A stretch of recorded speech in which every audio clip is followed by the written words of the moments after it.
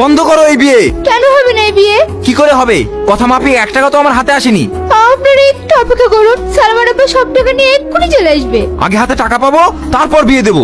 আপনার সব টাকা নিয়ে আমি আসছিলাম, রাস্তার মাঝে ছিনতাই হয়ে যাওয়ায়।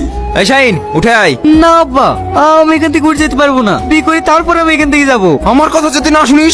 এমনটা আপনি করবেন না, আমি কথা দিচ্ছি 1 মাসের মধ্যে আপনার সমস্ত টাকা আমি পরিশোধ করে দেব।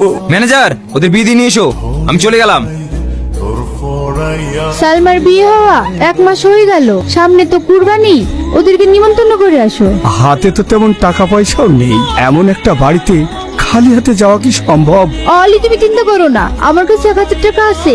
সালমার লিগে একটা পরা শাড়ি আর জামাইয়ের লিগে একটা পাঞ্জাবি নিয়ে যাও। ঠিক আছে, তাই হবে। শাহিন, শিলিগুড়ি ফ্যাক্টরিতে একটা সমস্যা দেখা গেছে রে, তুই একটু ঘুরে দেখে আয় দিনি। আমারও তো বয়স হয়েছে, আমি আর চারিদিক সামাল দিতে পারছি না রে। ঠিক আছে আব্বা, তুমি কোনো চিন্তা করো না। তুই এক্ষুনি রেডি হয়ে নে, আমি ম্যানেজারকে বলে দিয়েছি, ম্যানেজার নিজে গিয়ে তোকে এয়ারপোর্টে রেখে আসবে। তুমি ভালোভাবে যাবে আর গিয়ে আমাকে ফোন করবে।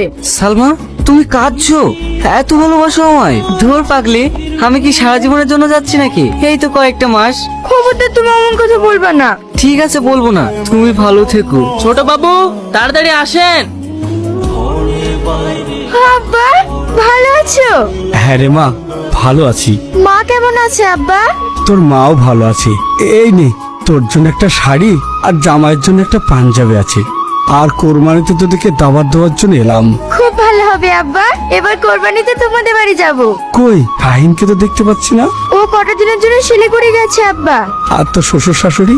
বাবা, মেয়ের সাথে তো দেখছি ভালোই আলাপ জমিছেন। এসব কি নিয়ে এসছেন? এরকম সস্তা জিনিস আমার বাড়ির চাকররাও পড়ে না। এ কি বলছেন মা? আমার আব্বু এগুলো কত আশা করে এনেছে, আর আপনি সেগুলো ফেলে দিলেন। হ্যাঁ দিলাম, তার কারণ তোমার আব্বা আমাদের পাওনা টাকা এখনো দেয়নি। যতদিন পর্যন্ত তোমার আব্বা আমাদের পাওনা টাকা না দিচ্ছে, ততদিন পর্যন্ত তোমার আব্বা যেন আমাদের বাড়ির চৌকাট না পার হয়। যান, বেরিয়ে যান আমার বাড়ি থেকে। আর তোমাকেও বলছি, যতদিন পর্যন্ত তোমার আব্বা পনের টাকা না শোধ করছে, ততদিন তুমি আমার বাড়িতে চাকরানির মতো কাজ করবে। কোনোদিনই বৌমার স্বীকৃতি পাবে না। আমি তোকে কথা দিচ্ছি রে মা, পরের টাকা শোধ না করে এই বাড়িতে আমি কোনোদিনই আসবো না। যেভাবে পারি 1 মাসের মধ্যে এ টাকা আমি শোধ করব। ভালো থাকিস রে মা, ভালো থাকিস।